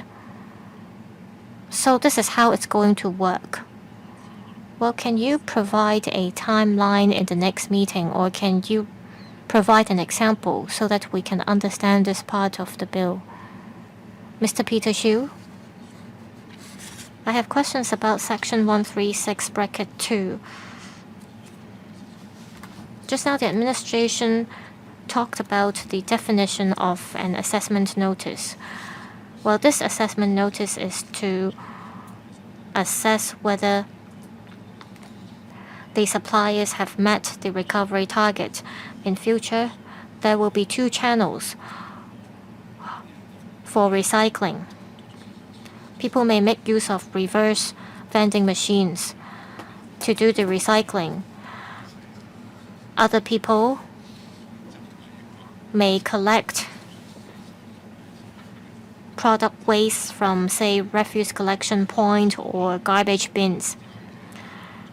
So you'll have to count how many bottles have been recycled in the collection, and if the recovery target is not met, you'll ask the relevant party to pay a fine. So it is only during the following year that you will ask the relevant party to pay the fine. Yes, recycling will start after a prescribed distribution period, and we will look at the auditing reports. We will also conduct inspections to see if the target has been met.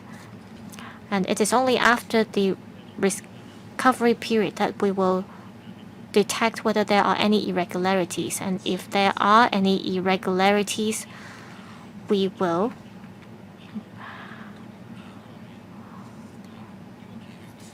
impose certain deductions on the products recovered.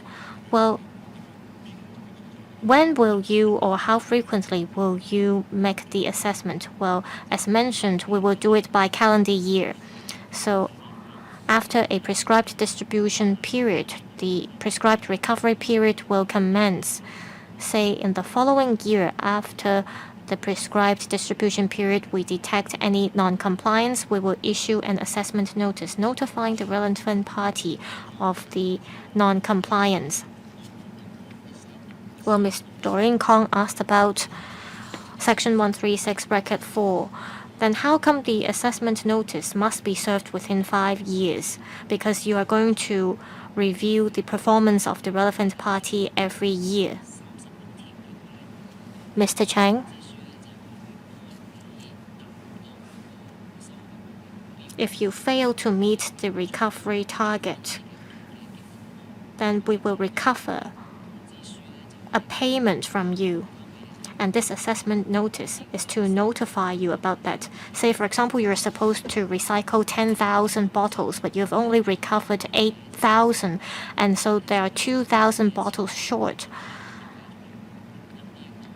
As to how much we should charge the relevant parties for that, for failing to meet the recovery target, we're still in talks to the trades about that. So the assessment notice is to notify you about the failure to meet the recovery target. Well, Mr. Peter Xu was talking about situations where the recycled products are not in compliance with the requirement. If the recovered bottles are not registered waste products, then we'll have to impose a deduction in terms of the amount recovered. Ms. Doreen Kong is away. Then next, Mr. Andrew Lam.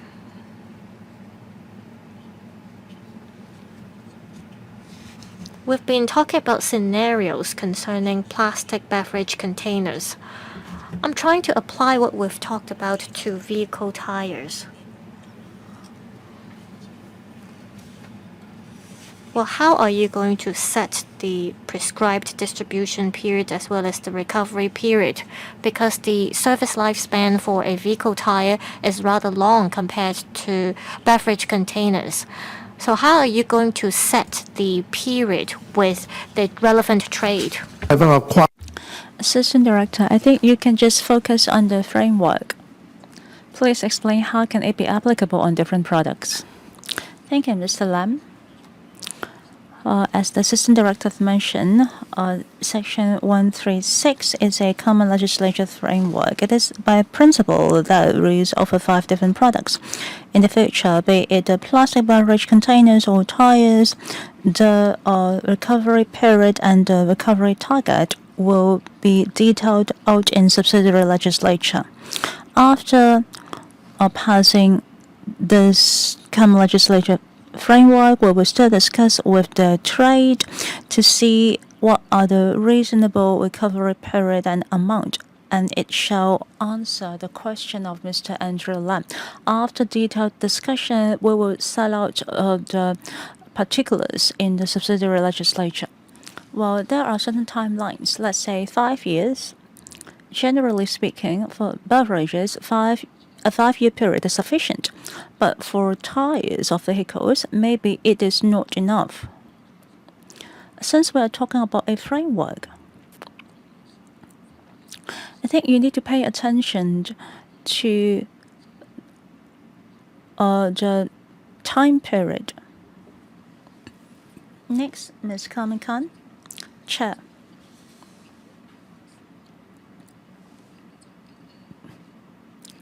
I understand that you will talk about the shortfalls for the calculation of each particular product. Can you just briefly share with us what is the principle? What I am thinking is the assessed amount needs to be effective. You cannot set a requirement that encourage the supplier or the SO to just pay the fines. Will it be weighted?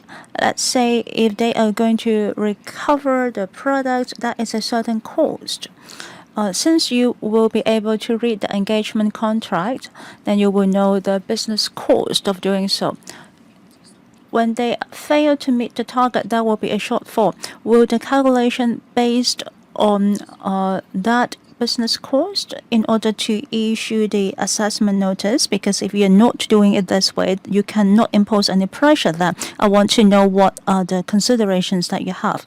Second, in bracket 8, you have mentioned about the penalty or the surcharge of 5% and 10%. If they fail to pay the fines before the expiry of period, there will be a surcharge. So there will be a fine of level 6 on first conviction. On subsequent conviction, a fine of $200,000. And there will also be an assessed amount. If you fail to pay before the expiry of the assessment reminder or assessment notice, there will be a surcharge. Thank you, Ms. Khan. We will take into considerations when calculating the shortfalls. We are at the preliminary discussion with the trade. The factors include the average recovery cost. We will also consider different weighted factors. We will consider according to the particulars of different products and trades. The details will be set out in the subsidiary legislature. I hope that it will impose a deterrent effect on the trade.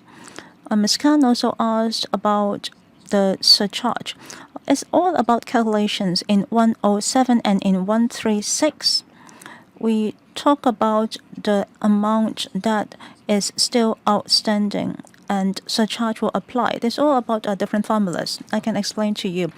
According to the regulations of different products, after the amount is being calculated, then let's say within the 30 days period, if it is still outstanding, then there will be a surcharge applied to the fine. So it will be 5% of the outstanding amount. After the expiry of 6-month period, if it is still outstanding, then 136 bracket A bracket B shall apply. The unpaid amount plus the surcharge will be multiplied by 10% as an additional surcharge. So if there is an outstanding amount, that will be 3 amounts in total. The first is the outstanding amount, that is the assessed amount, and second, there will be a first surcharge of 5%, and it will also be added as the last one, that is an additional surcharge, that is 1 plus 2 times 10%, and that will be the third amount. So there will be 3 levels of fines. So these are all about calculations that we have stipulated in 136 bracket A and B. Assistant Director. In the legislature, there will be details about recovering the fines and the procedures. Actually, we did not draft it afresh. It is originated from the WEEE ordinance. It is exactly the same. So for different products, we also apply PRS. When we issue assessment notice to them, if there is an outstanding amount, then such procedures will apply. It is the same as other ordinances. We just copy and paste. Well, that is a right of appeal. The assessment notice will stipulate the person in charge. I'm talking about bracket 5D and bracket 6. The responsible person can appeal against the notice. However, in bracket 10, it says if an appeal is made, they still need to pay the assessed amount. Is it the same? Is it the same in the existing ordinance of WEEE? Yes, correct. Next, Mr. Benson Look. Thank you, Chairman. As mentioned by the administration,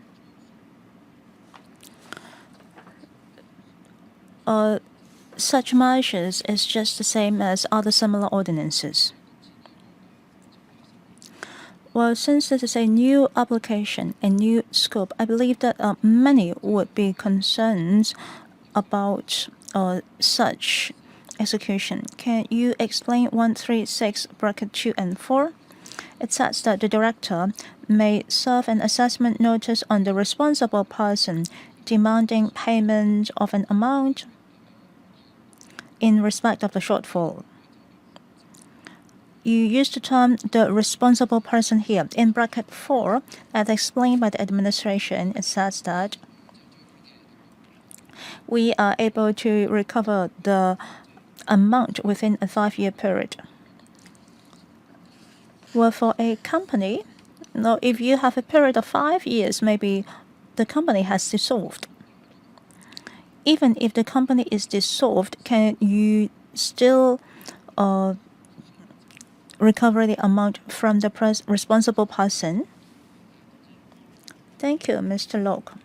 In 136 bracket 4, as mentioned, the reason why we included conditions of within 5 years, it is to protect the SAR government, so that we will be able to trace any amount within 5 years. But we will not take action after 5 years. We will take action as soon as we discover discrepancies. This is here to protect the right of the Hong Kong SAR government. You also asked about the responsible person. As mentioned, the assessment notice is issued to the supplier or the registered SO in case of shortfall. By serving an assessment notice on the responsible person is because according to customs there need to be a recipient. There needs to be a recipient who receives such assessment notice. That's why we have included the term the responsible person here. It is clear to us that it means the supplier or the SO. I mean, is the responsible person has personal liability. the company will be liable. If it is a sole proprietorship, then there will be personal responsibility. If it is a limited company, then the company will be liable. Please continue. Page 0045, subdivision 4, registered return points. From 137 to 139. It is also related to 140, that is rebate in subdivision. Maybe I can just talk about the registered return points. It is applicable to plastic beverage containers and also beverage cartons. As mentioned, if certain retainers has a shop space up to certain standard, it needs to set up a return point for its customers for rebate. And that's why there is a mentioning of rebate in 140. In 138, after registering a return point, it needs to be registered with us. A certain address needs to be registered as a return point. In 139, well, sometimes the return points might vary according to the businesses. Since we adopt a market-led approach, if certain address is no longer a return point, it needs to cancel the registration with the EPD. So this is all about subdivision 4. I'm extending the meeting for 15 minutes so that Mr. Andrew Lam can finish his question. I think we can cover subdivision 5, that is Section 141. We will continue tomorrow. Mr. Andrew Lam. Thank you, Chairman. I have two questions. In 137 bracket 1, is that a retailer must not distribute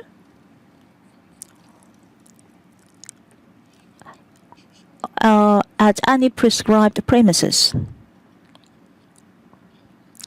We will look at 102. Prescribed premises means when certain clause exist. So in here, prescribed premise, is it referring to the retail point or the return point? I think it refers to the return point. If that is the case, then here you says any retailer cannot distribute any products in Schedule 2 at any prescribed premise. Are these products that are being consumed or not? This is the first point that I would like to understand. My second question, in 140, you are talking about rebates there. According to the chorus, it said that the amount should not be smaller, the value should be not less than the prescribed amount. So does it mean that if the value is the same, then the rebate can be a coupon or a keychain? Can it be just anything? I would like to understand more. Two questions. Assistant Director. For 137 bracket 1, the reason why we need to set out the term of prescribed premises. When we discuss about the policies, we has mentioned that if a retailer is larger than certain amounts, and that needs to be a registered return point, otherwise they cannot distribute products. And that's why we said that needs to be a prescribed premises. Because in subsidiary legislature, we have to set out the area of a retailer. We are still in discussion with the trade at this moment. So for prescribed premises, we have to define a certain area so that it needs to set up a registered return point. It needs to be set out in subsidiary legislature. As for 140, about the value not less than the prescribed amount.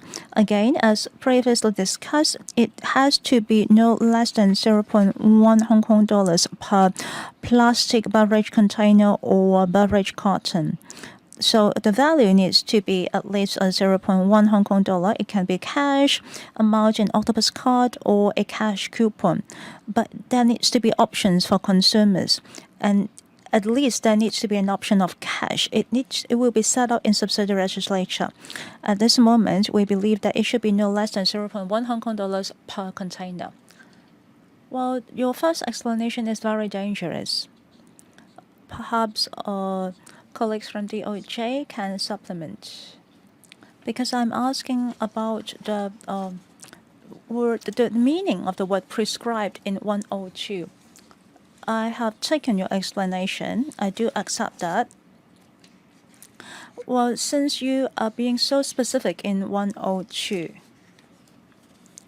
if I am applying 102 here, then I would say, well, since in subdivision you're talking about registered return points, so by prescribed premises, it is according to the stipulations in this particular section. You're talking about the size. Well, you can define all that you like in subsidiary legislature, but according to the framework, well, there are discrepancies between different sections. Ms. Lau, anything you would like to add? Thank you for your question.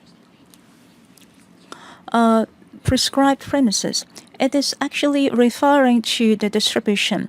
The retailer cannot distribute a Schedule 12 product at any prescribed premises. So it can distribute, but not at its prescribed premises unless you have fulfilled the conditions here. While in the subsidiary legislature, especially if it exists in 137, that means that in the subsidiary legislature, we'll sell out what kind of prescribed premises is it here. We will give out more details about the type of premises that is going to be, including the size, is it a retailer and its location, etc. Well, in this framework, there is no definition here. We're just telling you where can you not distribute certain products. But of course, we know that in the subsidiary legislature, we would be talking about a retail point. And that's why we can understand in such way. Mr. Lam, I hear the explanation, but you did not address my questions. In section 102, you state that according to Division 7, well, is this certain provision? Perhaps I'll ask the legal advisor to follow up on the questions. Thank you, Chairman. On the definition of prescribed premises, apart from the provisions before, we also have prescribed premises in the following clauses.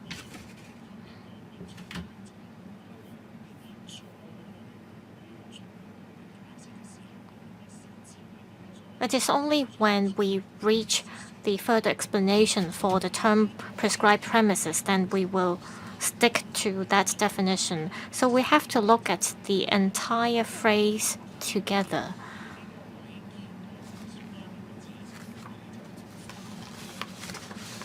According to the previous provision, it directs you to this part of the bill for the term prescribed premises. But the prescribed premises will have a different meaning under individual regulation. For the previous example, how will we understand prescribed premises? We'll have to look at the primary legislation.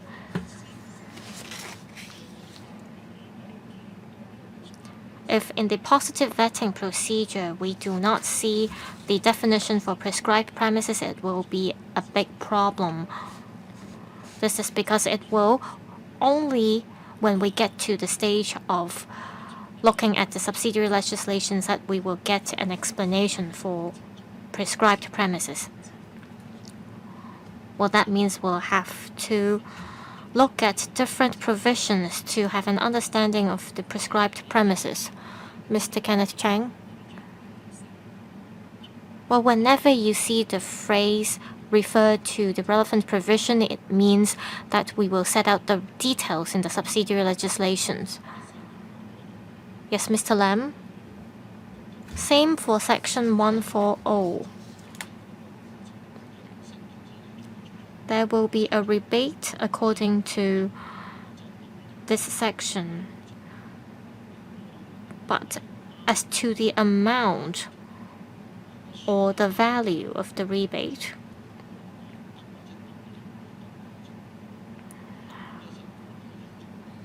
will it be provided in the form of cash? Why not include the phrase in cash or in kind in this provision? Assistant Director, let's look at subdivision 7. It's about the requirements concerning Schedule 12 products. That means in Part 2, Column 3 under Schedule 12, we will set out the specific products. And for Section 140, it applies to plastic beverage containers. As to whether a rebate will apply to other types of regulated waste products, it will be subject to our future discussion. So for Section 140, it currently applies to plastic beverage containers and beverage cartons only. We will set out the details in relation to the form of rebate, but as mentioned, it will be valued as at least 10 cents, and an option should be provided to members of the public in relation to the form of the rebate. Do you accept the answer? Well, never mind. I think this reinforces why we need a positive vetting approach for the subsidiary legislations. Ms. Carmen Khan, Assistant Director, Deputy Director, as well as the DOJ have already offered an explanation. We have to look at the individual recycling regulations. As mentioned, we have talked about 200 and 400 square meters in terms of the sizes of the premises. And according to the government premises will also provide return points. Well, these details are not set out yet. We will only know what it means by prescribed premises when we scrutinize the subsidiary legislations. However, if you are to distribute products at the prescribed premises, you have to set up return points, and there are objectives to be fulfilled for these return points. That is, you have to make use of the return points for recovery purposes. So you are not setting out how the product should be recovered here. As mentioned, you can make use of a machine. You can have a worker collecting the waste products. You can also, for example, place a few buckets there to collect the waste products. You also have to have barcodes on the waste products, but currently the primary legislation does not stipulate how these waste products should be recovered or recycled. Is that correct? Yes.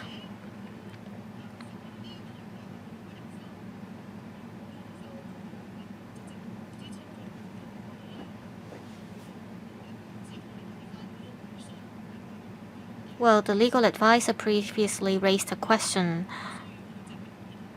There's no need to prove the intent where this provision is violated, because this is a strict liability offense.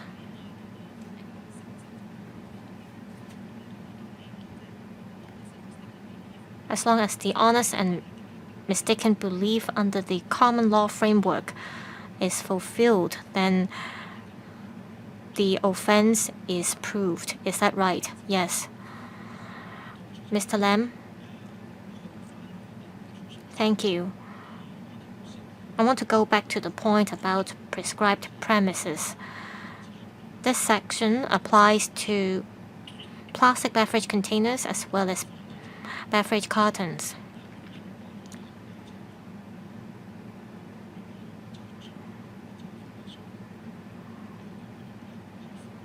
For both the distributors as well as the suppliers, they have to have the batch of products. And for retailers, they'll have to have a retail point. Say I purchase certain products online.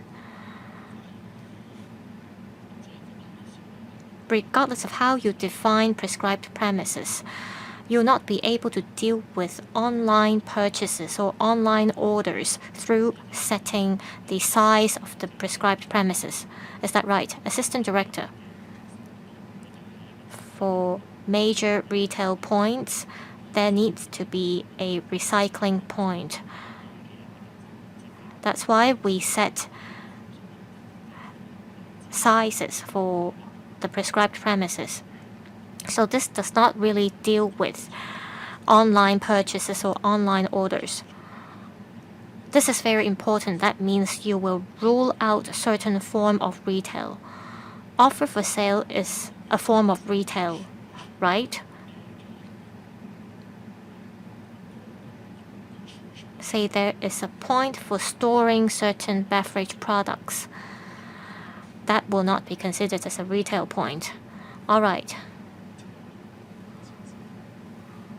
I don't know if members have further questions, but you may carry on with Subdivision 5 first.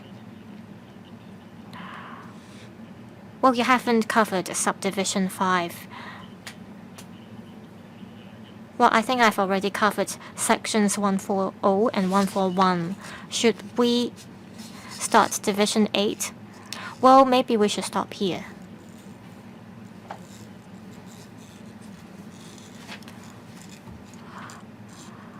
We will resume the meeting at 8:30 a.m. tomorrow in the same room. See you tomorrow morning.